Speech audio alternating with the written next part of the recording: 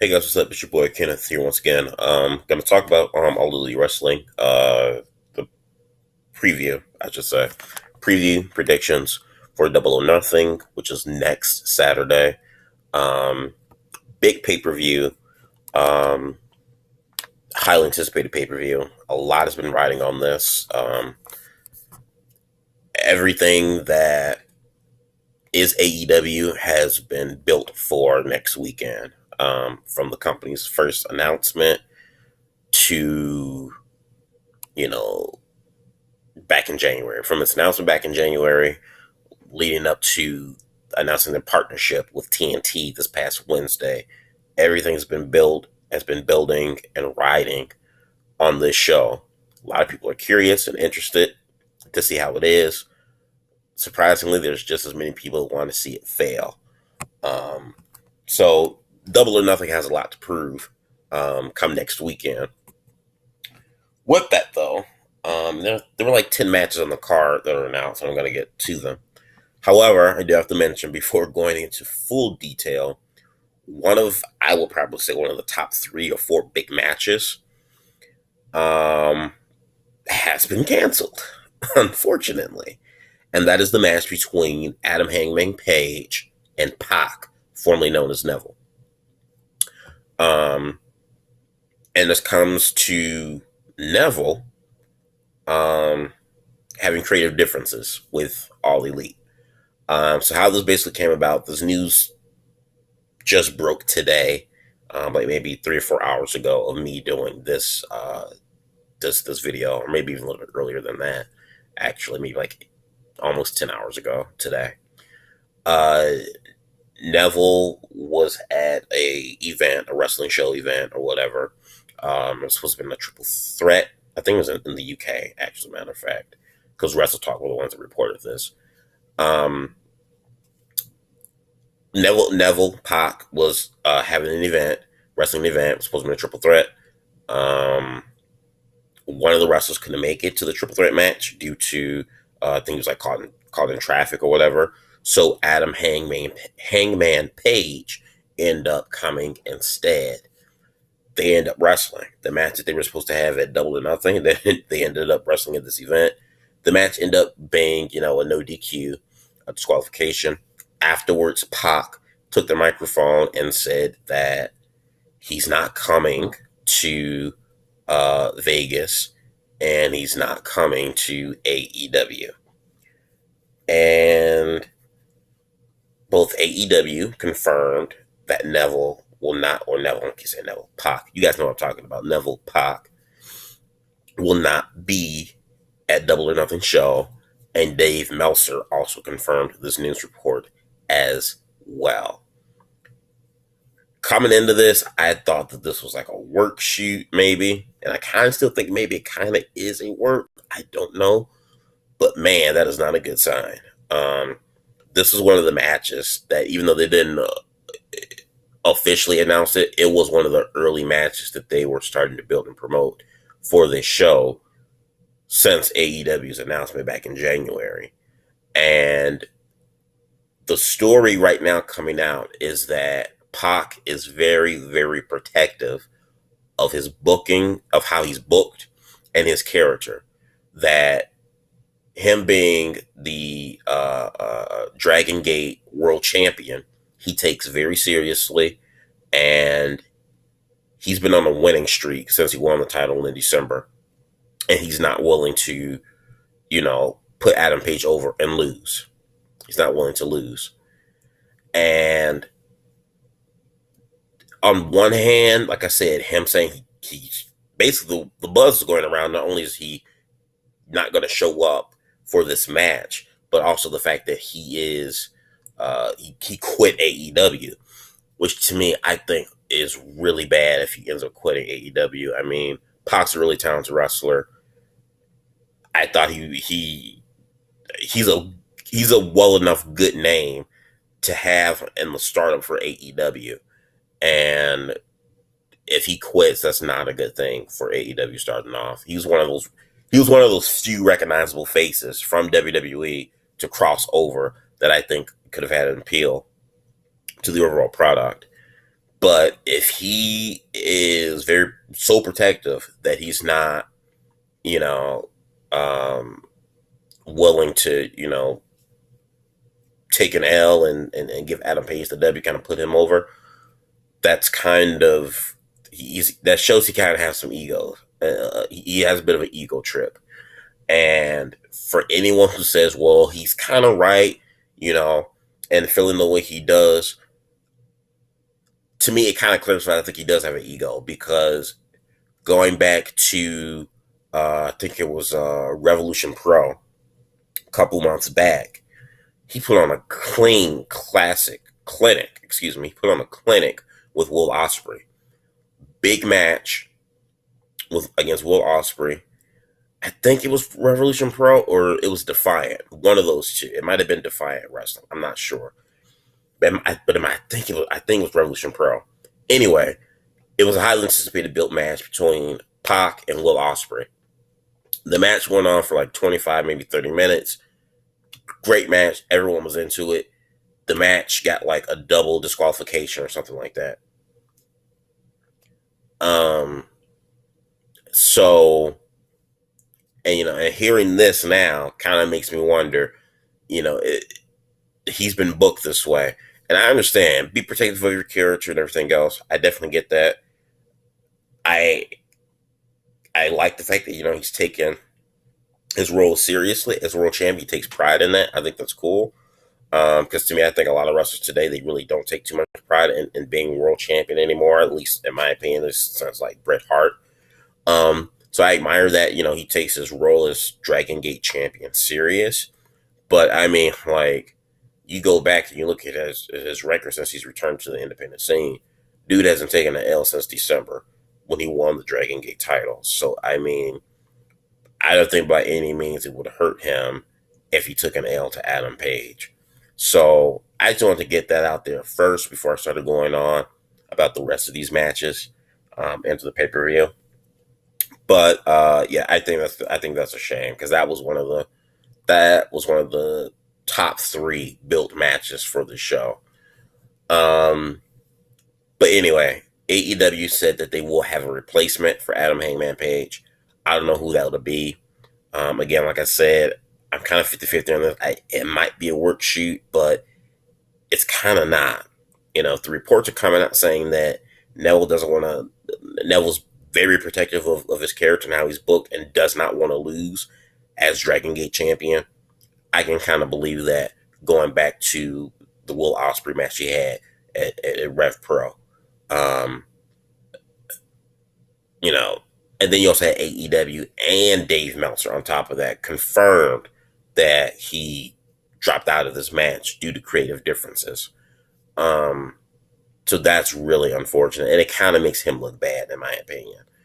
But anyway, they did say that they are going to, AEW announced that they will have a replacement for Hangman Page. At this point, hopefully it's a surprise. I don't know who else they could get, but, they have a week. We have 1 week, so I guess it's better to have. If this is going to happen, might as well happen, now rather than, a day before or the day of the pay-per-view. Then that would have been really bad. But we'll see what happens there next weekend. Now getting on to the actual matches that we will have, hopefully. First off, it's going to be the kickoff show. I guess it's the kickoff show. It's going to be the Casino Battle Royale. This is the redubbed over the battle budget battle royal that we had at All In. Same concept, but they ended up renaming it to the Battle Casino Royale. Now, this is a battle royal, so it's kind of like, okay, yeah, all battle royals, but this battle royal, what makes this one a little bit different than the first one from All In. This one actually has some significant importance to it because the winner of this battle royal will be named number 1 contender to whoever becomes crowned the first All Elite World Champion. So that's going to be pretty huge there.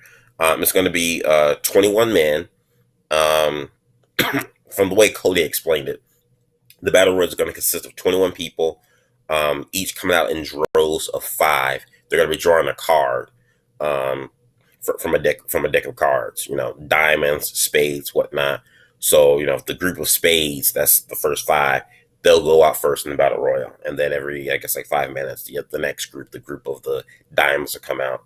Who draws the Joker card comes in just by himself, and the number 21 spot. Again, the winner of this battle royal gets the first shot at the AEW champion, number 1 contender. So this has some importance. There's some key people in this battle royal that I'm familiar with. Others I'm not too much, but there's Glacier, old school guy, whatever. We got Billy Gunn. We got Brian Pillman Jr. We've got MJF. Trying to see here. Yeah, those are probably the only guys that I can remember right now on the top of my head that I'm familiar with. Other names they have not announced, so there's probably going to be a couple surprises in terms of who's going to be in the battle royal. So that's going to be interesting there. That's going to be the kickoff show. Then next after that, we have Kip Sabian versus Sammy Guevara. Like I said, Sammy Guevara was a guy I was pretty familiar with through AAA. I don't watch much AAA, but I am familiar with the Sammy Guevara. This is gonna be an excellent match. If you guys don't know who Kip Sabian is or Sammy Guevara, this is going to be an excellent. I like to call it a cruiserweight match because that's what these guys are. They're the size of a cruiserweight. This is going to be an excellent exhibition match. I think this is going to be, besides the battle royal, this is going to be the match that's probably going to kick off the main card to get people excited for the pay-per-view. And I don't know, who else could you start it off with other than these guys. Next, we have a 6-woman tag team match. These are all Japanese female wrestlers. You have Aja Kong versus Yuki Sakazaki and Emma Sakura versus Hikaru Shida, Riho Abe, and Ryo Mizunami. I'm not familiar with any of these female Asian wrestlers, Japanese wrestlers. So I'm not going to have an opinion on that because I don't know. We have a tag team bout. We have the Best Friends versus Angelico and the teams of Angelico and Jack Evans. Angelico and Jack Evans are the latest signees to AEW. Glad to see these guys on the roster. Angelico, I've followed him from Lucha Underground. Jack Evans is a guy I followed from everything from his quick run in ECW before they shut doors to Jesus Christ, TNA, seeing some stuff in AAA. God, where else is? I think he's been in Pro Wrestling Grow as well. Jack Evans has been pretty much around. He's mostly stayed in Mexico. That's where most of his body of work has been. But the guy is fun as hell to watch. I would wish he would have stayed in TNA a little bit longer than he did. But it's fun as hell to watch. Was glad to see him in Lucha Underground. He also was also a main key figure in Lucha Underground. So this is going to be an excellent tag team match. Definitely for sure. Who's going to win that? I could see Angelico and Jack Evans winning this. It wouldn't surprise me. Then we have next match we have is a 3-man tag team match. We have the team of SCU, which is Christopher Daniels, Frankie Kazarian, and let's say Scorpio Sky. I think it's Scorpio Sky. Yeah, Scorpio Sky. Taking on some 3 wrestlers representing OWE, which is Oriental Wrestling Entertainment. a group called Strong Hearts, a trio called Strong Hearts. I don't know who these guys are, but I am interested to see what they bring. They are, like I said, they're representing the wrestling brand OWE, which is the Chinese wrestling based company. This is the first. This is one of the first partnerships that AEW announced that they would have with a wrestling company. So I'm definitely curious to see what these guys are going to bring to the table. Get a little bit of a taste of what OWE brings. I have checked out some of their YouTube stuff since the Bucks announced their partnership with them. I have done a little research on the company, and I checked out some of them, and they are interesting. But um, to really see what they can do, it's going to be interesting. I don't know who's going to win this. My guess is I would probably have the Strong Hearts win, just because. I mean, we know who Frankie Kazarian is. We know who Christopher Daniels is. In terms of the hardcore wrestling fans, maybe not the casuals when they see this, but I would kind of think you would probably want to put over the wrestlers who you're in a partnership with. So I'm guessing I'm going to put Strong Hearts for this one.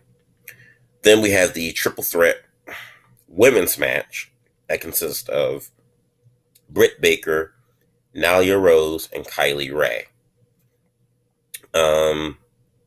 Britt Baker, I think, is going to be, in my opinion, I think she's going to be the face of the women's division for AEW. We have Nyla Rose, who, to my surprise, I did not know, is transgender.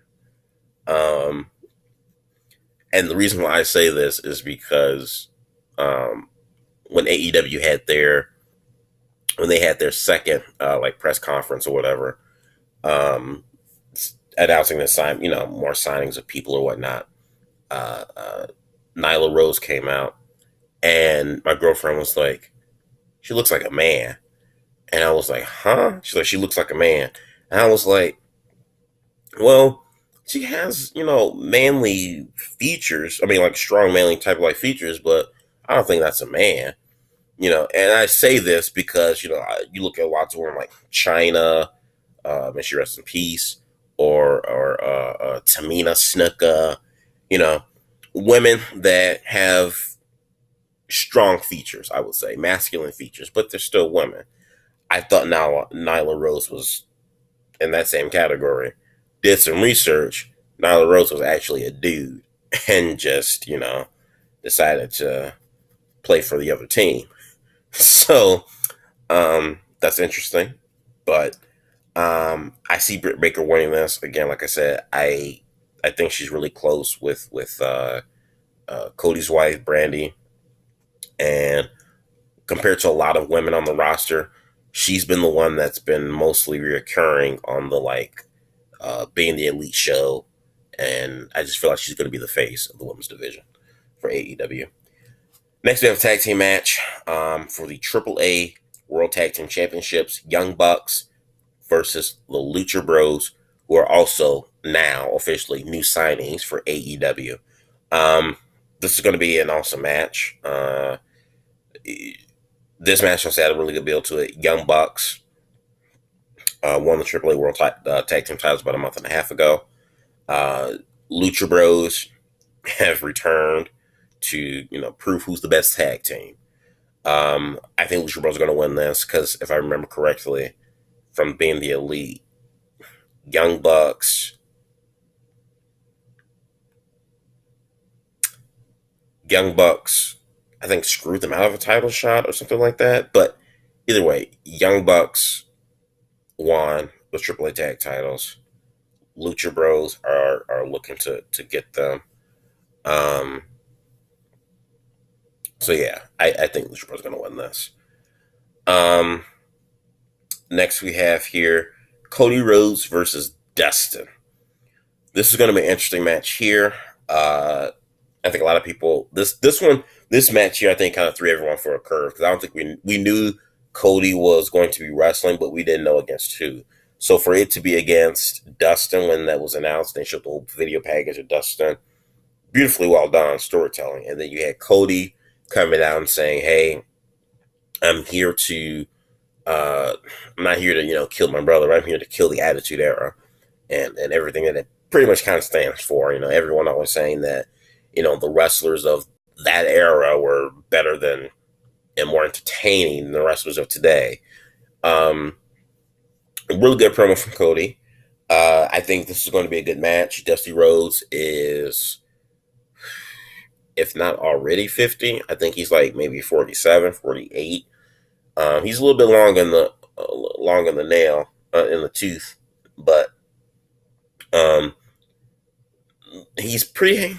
Despite his age, Dusty Rhodes has some pretty good matches. I mean, if you go back to his tag team run with Cody and their battles against the Shield, they were putting on some of the best matches. They were having some of the best tag team matches on Monday Night Raw during that whole run back in 2013, 2014, whatever it was. So he's coming back to fight his brother. He's got the red and black face paint, kind of reminded me of old school Kane a little bit. Who wins this? I think Cody's going to win this. I think no matter what happens, I think Dusty Rhodes is going to have some sort of backstage role, as an officer or something, or an agent for AEW.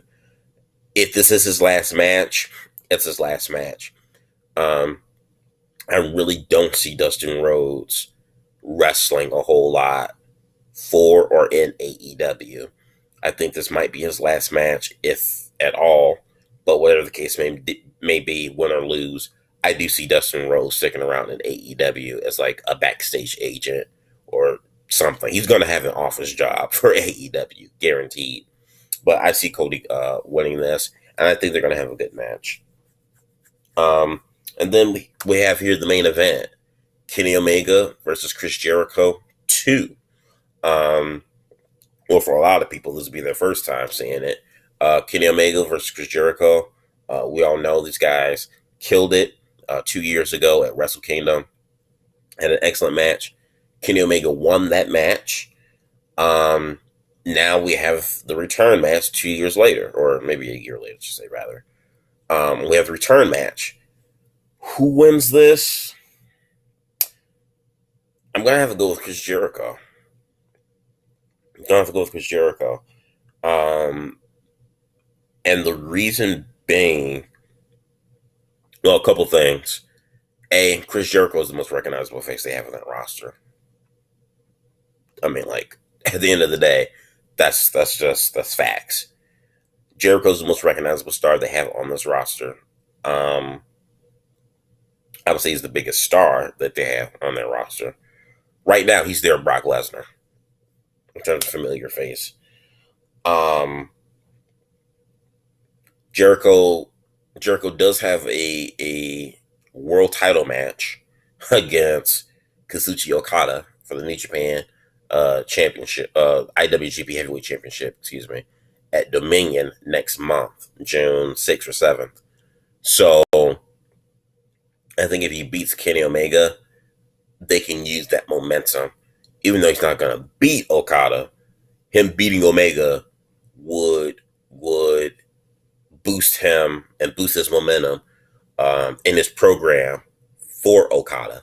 So, and I'm looking forward to that match as well next month. But for this pay-per-view, I probably see Chris Jericho winning this. And honestly, I would be okay with it. I don't think it will hurt Kenny Omega at all. And I think they can play it off, later down the road. They could do a rubber match. Kenny won it at Wrestle Kingdom. Jericho beat him here in All Elite or in Double or Nothing, AEW's premiere show. Omega gets him, in the rubber match, maybe like in a tournament to crown AEW's first world champion. He gets him there. And I think those are all the matches there that we have. Pretty good card, I feel. But some people think it's kind of weak or lackluster. I mean, it's kind of like, what do you expect when a majority of these people have not hit that mainstream stride, or they haven't had that worldwide notoriety like a Chris Jericho or uh, Dusty Rhodes, even for that matter. Um, I think it's a good card. I think it's a good card. Is it like SummerSlam, WrestleMania quality? No, but I don't think this card is shit at all. Like what a lot of people have been kind of like throwing out there in the dark. I mean, you got the Bucks versus the Lucha Bros. Um, Omega, Jericho, Cody versus Dustin, Kip Sabian versus Sammy Guevara, Best Friends versus Angelico and Jack Evans. I don't know what they're going to do with the Adam Page Pac situation, as I mentioned earlier in the beginning of this video. We'll see what they do with that. But I think it's a good card. Um, like I said, like 80% of the people I know on this roster, on this fighting on this card, at least a good 80%. But again, that goes to hardcore fans versus casual fans. Casual fans look at this and they'll be like, I only recognize three people: Cody, Dustin, Jericho. Everyone else. Um, but like I said, this is the beginning. This is the beginning. So even though a lot of these people might be unknown, even a Kenny Omega and a Young Bucks would be unknown to a lot of people, this is the time for people to get to know them. This is a lot's riding on this. A lot's riding on this. This is a very important show. Like I said, not just only the build, not only the height, but this is the show that's going to show everybody not only what AEW can do, but what we can expect of them and their TV product later in the fall. If they don't knock it out the park here, come next weekend, this could really hurt their momentum going into their weekly shows in the fall. They've got to knock it out in the park here. I mean, before they have another pay-per-view in July, so a lot's really building on this. They got to pull this off. The productions, I got to say, productions got to be A1. It's going to be interesting how they come across on television. The production, the stadium, arena. Like I said, it's unfortunate with the whole Pac thing. That's, at a time like this right now, having that's not a good look or image for them. I will say that, and that, I mean, it is what it is. I'm really hoping this will work at the end of the day, but also I'm also kind of like, I don't think it is. But yeah, despite all that, a lot's riding on this. A lot of people want to see how is this going to be a success. Unfortunately, you got a lot of people that looking at this and hoping that it fails. And then you have those that are just kind of on the fence. They're curious. They're not saying it's crappy, but they're not saying it's the best thing since sliced bread. They're just kind of on the fence. They just kind of say like, hey, all this hype, all this talk, let's see what you got. Let's see what you can do. And can you bring me along? Can you convince me as, someone who's curious but not really sold? Can you sell me on your product? So it's a lot's riding on this. It really is. So you guys let me know what you think about this card, this match card. What are you looking forward to it? Are you excited for this pay-per-view or not? Are you like on the fence? What are your thoughts concerning the Pac and uh, Adam Hangman Page situation? Who do you think they will have to replace Pac as Adam Page's opponent? I want you guys' thoughts in the box below. Do yourself a favor, hit that like button and subscribe, and leave a comment. Let me know what you think. Peace.